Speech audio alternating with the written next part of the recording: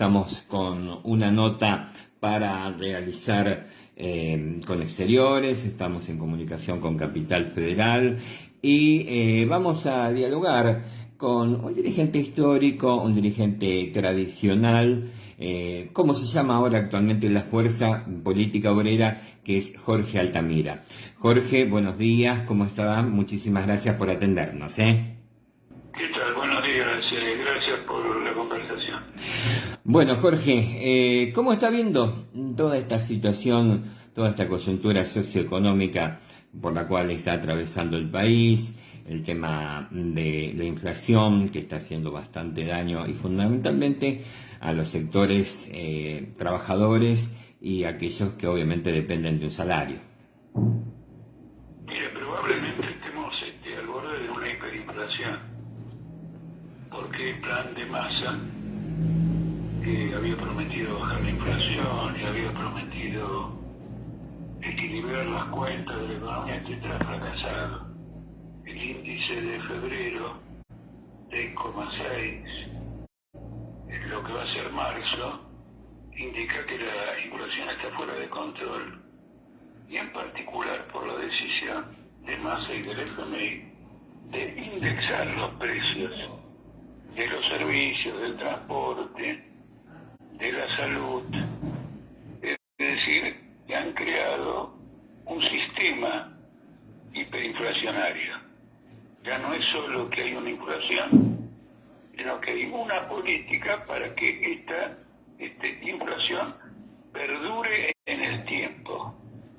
Porque es muy significativo que en el acuerdo del Fondo Monetario Internacional con Massa, el objetivo de detener la inflación no figura. ¿Y por qué no figura? Porque la inflación es el método que han acordado el FMI y Massa para desvalorizar salarios, desvalorizar gastos sociales y incrementar los impuestos, porque suben los precios, entonces se recauda más en impuestos, y por la vía de este método atender a lo que llaman el déficit fiscal, es decir, desequilibrar la economía, arruinar la vida de los trabajadores para alcanzar un supuesto, digamos, equilibrio fiscal. Pero la consecuencia que ha tenido esto es que ha provocado una retracción ya en la producción, y como consecuencia de la retracción en la producción ya no hay mayores ingresos por los impuestos, porque ha caído, por ejemplo, ha caído la exportación por la sequía, por un conjunto de factores, han caído las importaciones. Entonces los impuestos a la exportación y los impuestos a la importación han disminuido. Es decir, que después de haber sacrificado al país con una política inflacionaria premeditada, expresa y planeada, se encuentran que después de haber hecho este desastre ya no logran aumentar los ingresos fiscales, por lo tanto tampoco lograrán disminuir el déficit fiscal. El país se encuentra al borde de una hiperinflación, es decir, de una inflación sin control, que se va a manifestar en marzo, cuando se va a manifestar en abril, cuando al conocer los datos de marzo nos informa que la inflación mensual estaría entre el 7,5 y el 8%. Digamos como que pareciera que en este país las crisis son cíclicas y realmente sería muy grave volver a una hiperinflación. Quizás, bueno, por ahí nos vienen los que... Yo estoy cerca de los 60 años, me viene a la mente lo que fue la hiper de Alfonsín, pero bueno, no sé si se podrá llegar a esos extremos, pero indudablemente no es para nada conducente y va a perjudicar y va a dañar mucho. Pero esto atiende a los intereses económicos dominantes, porque, como dijo Metemendiguren, que está en la Secretaría de Industria, las empresas han estado ganando en forma formidable, porque la inflación ayuda a remarcar precios debido a que no hay un control exacto de costos y de...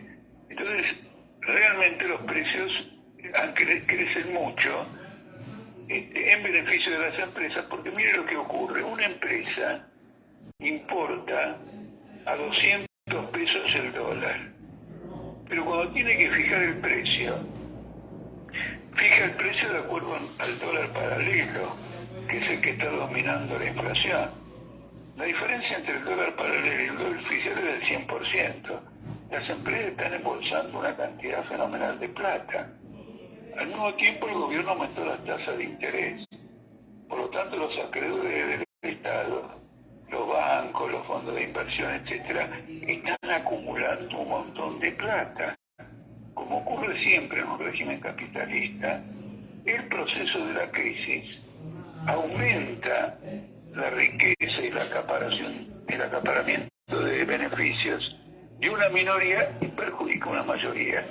Por eso hay que desarrollar un movimiento obrero de lucha con objetivos socialistas, con objetivos que quiebren el monopolio capitalista de la economía, que es la causa de las crisis cíclicas que usted mencionó.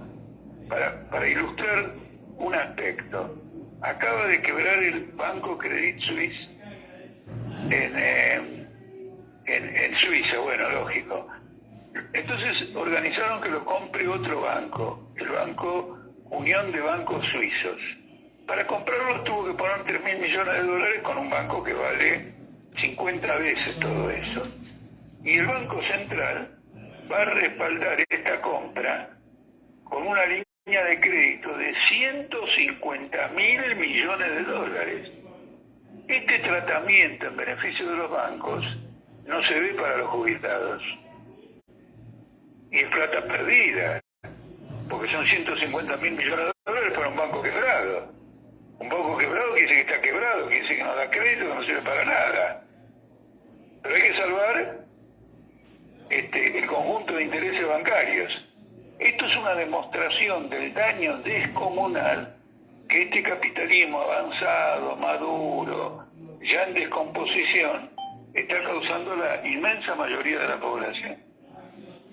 Bueno, usted tocó un tema muy importante, el cual siempre se habla y se dice que es el tema de la concentración, digamos, económica en muy pocas manos y la falta de distribución para los sectores que, bueno, más lo necesitan. ¿Cómo se rompe con toda esa concentración económica? ¿Cómo se empieza a distribuir, digamos, como para lograr un poco más, no lo digo políticamente, pero bueno, el término me viene como justicia social? En realidad no es un problema, digamos, de justicia social. Finalmente los que trabajan son los trabajadores. Los demás embolsan la plata. Es decir, que no es que los que más necesitan tienen que recibir aumento, son los que laburan, son claro, los que crean la riqueza.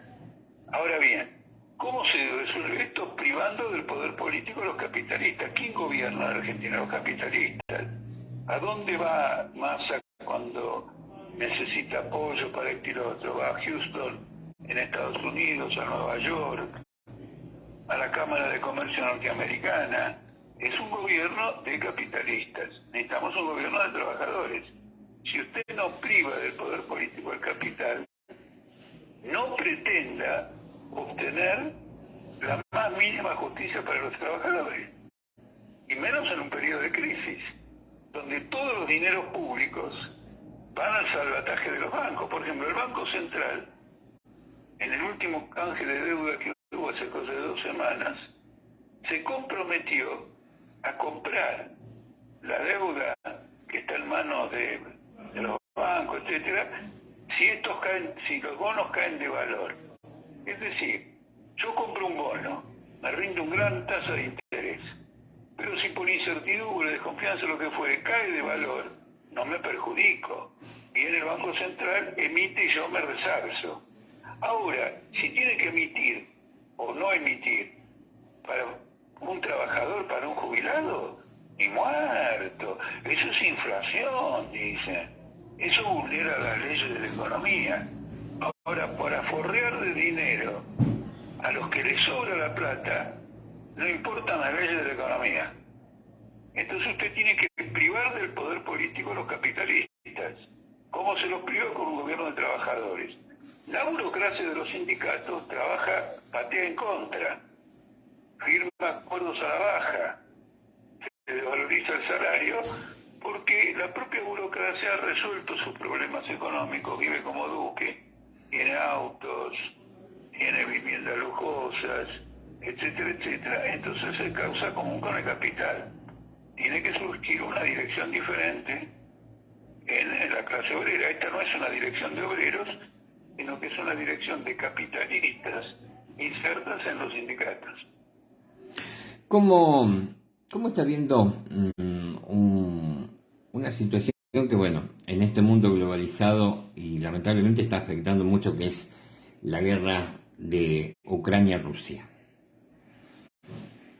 Bueno, esta guerra marca un salto cualitativo en la historia del capitalismo, como ha ocurrido con todas las guerras, porque eso significa, las guerras en general en el escenario mundial, significa que la competencia económica entre los estados, las empresas, etcétera, ha alcanzado un punto de violencia. Y ese punto de violencia se alcanza cuando esa misma competencia no tiene resultados satisfactorios para los grupos más poderosos. Entonces el objetivo de la OTAN es lanzar una campaña para incorporar a Ucrania a la OTAN, para anexarla económicamente, es finalmente desmantelar a Rusia. Y Rusia, que ha dejado de ser un país con alguna rémora de socialismo para transformarse en un grupo de oligarcas, está defendiendo su porción de los beneficios. Es una guerra entre dos buitres capitalistas, aunque claro, la OTAN es infinitamente más buitre que Rusia, dado que alberga o reúne a las principales potencias del mundo. Y esta guerra puede expandirse porque el principal competidor en el mercado mundial de la OTAN no es Rusia sino China, a la cual están asediando mediante boicots, bloqueos, etcétera, y también un escenario militar en Asia, en el Pacífico Índico, como lo demuestran acuerdos militares muy, muy importantes entre Japón, Australia, Estados Unidos, Gran Bretaña. Son todas alianzas militares contra China. En una palabra, el sistema capitalista ha alcanzado una madurez, ha cumplido un rol en la historia, ha alcanzado una madurez que hace que su sobrevivencia sea negativa para la humanidad, como lo demuestra la destrucción del clima y como lo demuestran las pandemias. Y además como ahora lo demuestra esta guerra. Esta guerra se va a acentuar, porque ahora Polonia le ha dado aviones a Ucrania. Es decir, que desde afuera de Ucrania alimentan sistemáticamente esta guerra. Entonces es absolutamente grave. América Latina está tratando de mantenerse neutral en la guerra, es decir, no adherir a nadie, incluso por razones económicas. Por ejemplo, Brasil, si adhiriera a la OTAN, se suicidaría porque su agricultura depende extraordinariamente de los fertilizantes y el mayor productor de fertilizantes del mundo es Rusia. Entonces los oligarcas brasileños dicen, mi alma está con la OTAN, pero cuidado con adherirnos a ellos porque perdemos los fertilizantes, que es la base de nuestro propio negocio. Pero el tema de la guerra se va ampliando. Mire, ya que usted me lo tocó, Sí, cómo le no. robo unos minutos más. Sí, cómo no. Está por producirse una crisis muy dura relacionada con la guerra entre Argentina y Estados Unidos. ¿Y por qué motivo?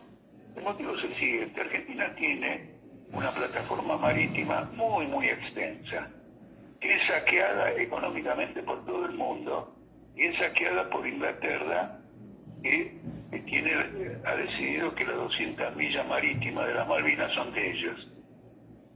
Y no tiene ni flota naval, ni tiene una fuerza aérea para controlar todo esto. Entonces, hace mucho tiempo distintos gobiernos trataron de digamos, comprar aviones para la Fuerza Aérea, etcétera, pero Gran Bretaña lo veta. Y como siempre, en los aviones que se fabrican en el mundo, hay algún insumo británico, prohíbe que se le venda a la Argentina. Entonces Argentina inició conversaciones con China.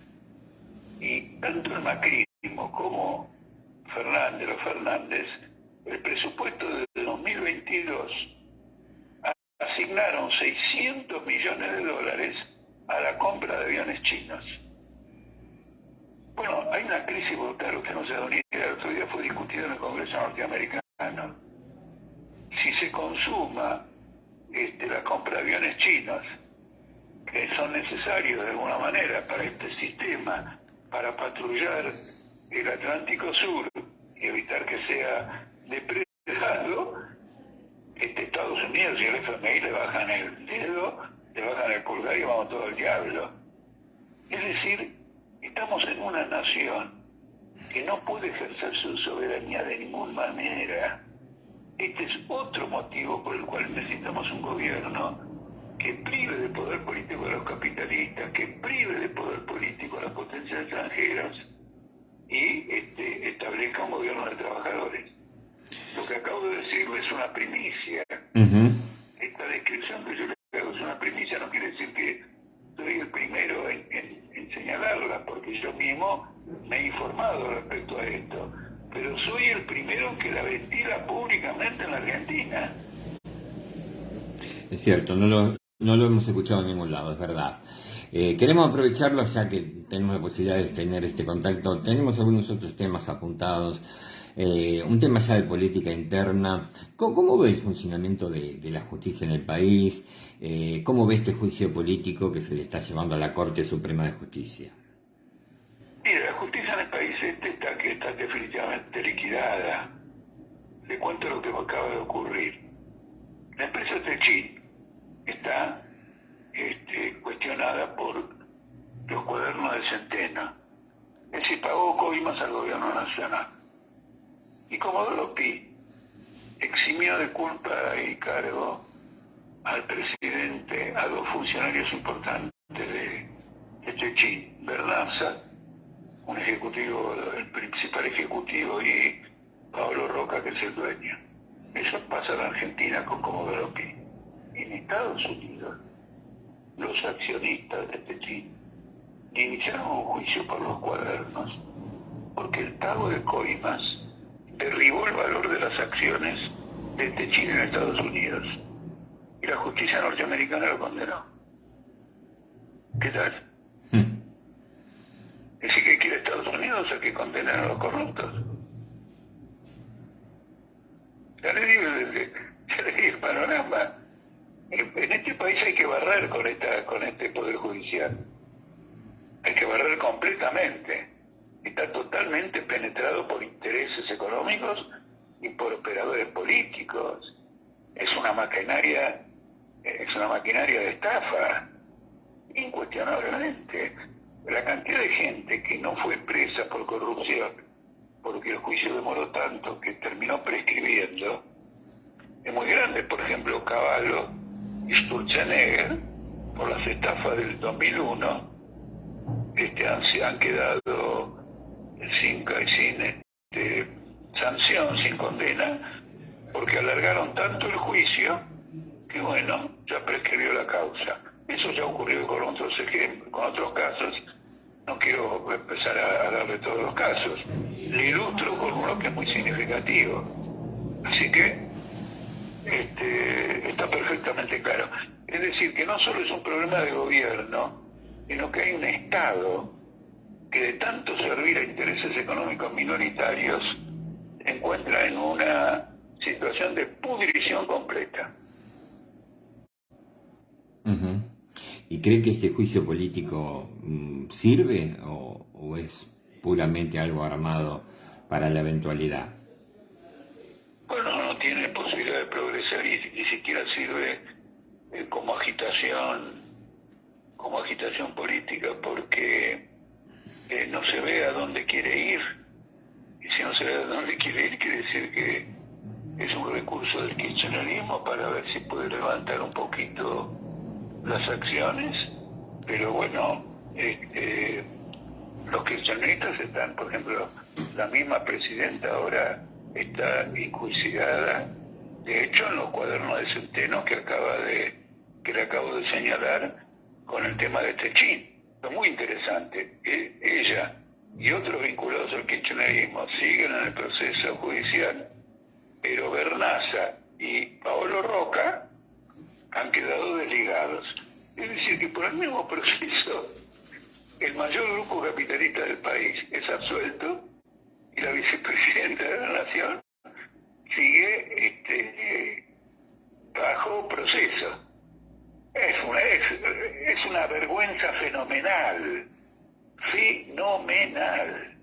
es una farsa, es una estafa. Y yo lógicamente no defiendo a ninguno de los dos, acuso a los dos por haber participado en un sistema de coima. Otro tema, señor Jorge Altamira. Bueno, 24 de marzo, una fecha emblemática en la historia argentina, 40 años de democracia se cumplen. Bueno, mire, la conquista, nos llama desecho de la dictadura militar, es posiblemente la victoria más grande de este país desde no sé cuándo.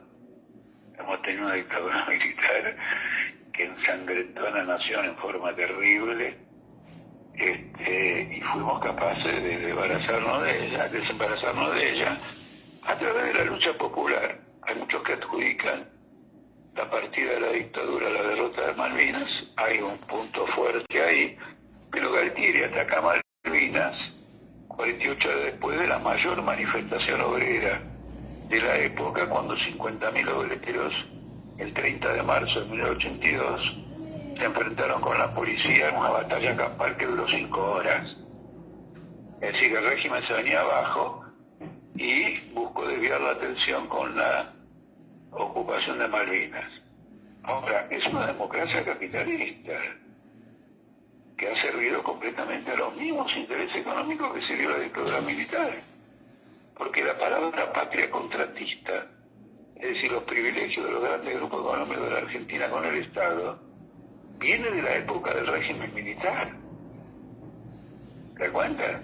Ellos crearon, en ese periodo se creó este pool de intereses económicos y sigue gobernando a gusto. Usted fíjese que Techín podrá ser condenado por la justicia de Nueva York, lo cual obligó a Paolo Roca a llegar a un acuerdo con los accionistas, porque luego de la condena podía haber apelado, pero se dio cuenta que perdía y entonces llegó a un acuerdo con los accionistas y les pagó una indemnización gigantesca que para los accionistas es suficiente. Pero este mismo grupo económico es el que está haciendo el gasoducto que va a partir de Vaca Muerta, y ese grupo es un grupo económico, Tecpetrol, que está en la explotación de Vaca Muerta.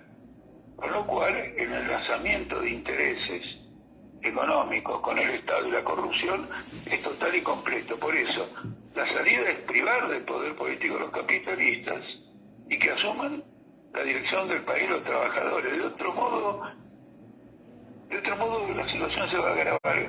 Permítame que le señale una cosa muy seria en el mundo del trabajo, Sí. que no tiene que ver con el salario, que es infinitamente más grave, en mi opinión, y creo que en la opinión de cualquier trabajador.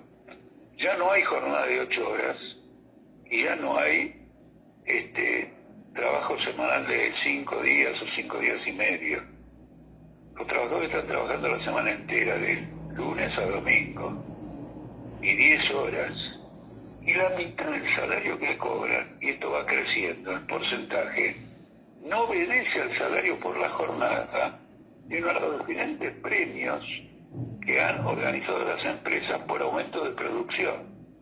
Es decir, que el salario por jornada ha sido desplazado por el salario de destajo.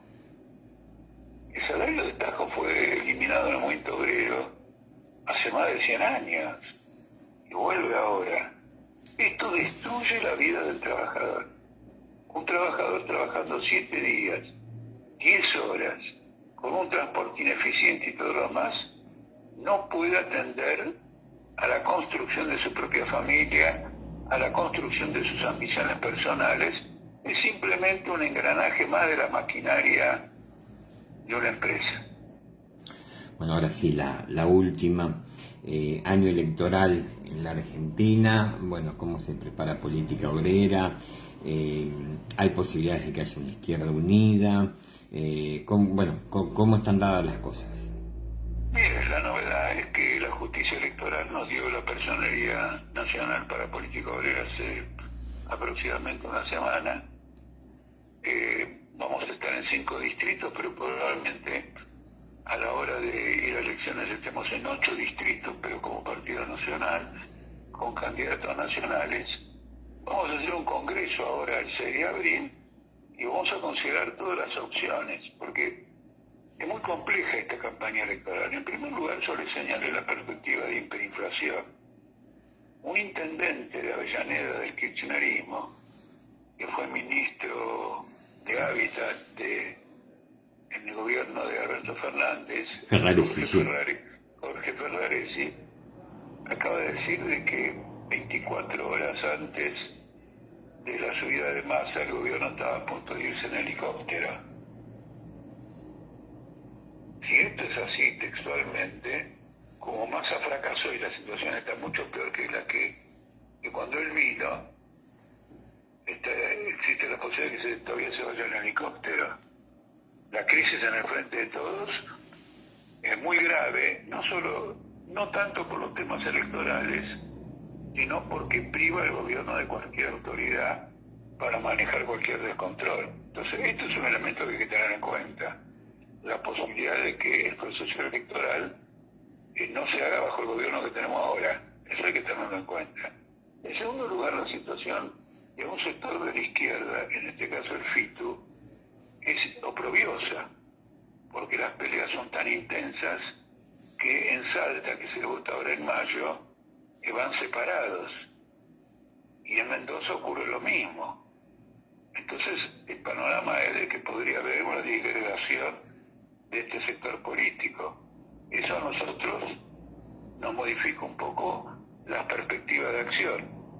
Pero tenemos un compromiso muy fuerte, porque estos señalamientos que yo le hice hoy a usted, y le agradezco este tipo de entrevistas que se puede analizar con cierto detenimiento los problemas, es lo que vamos a exponer en la campaña electoral.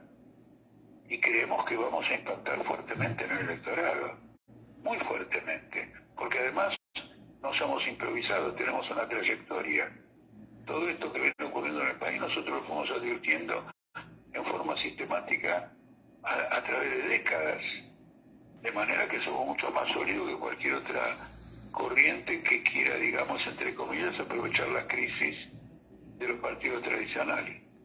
¿Jorge Altamira va a ser candidato?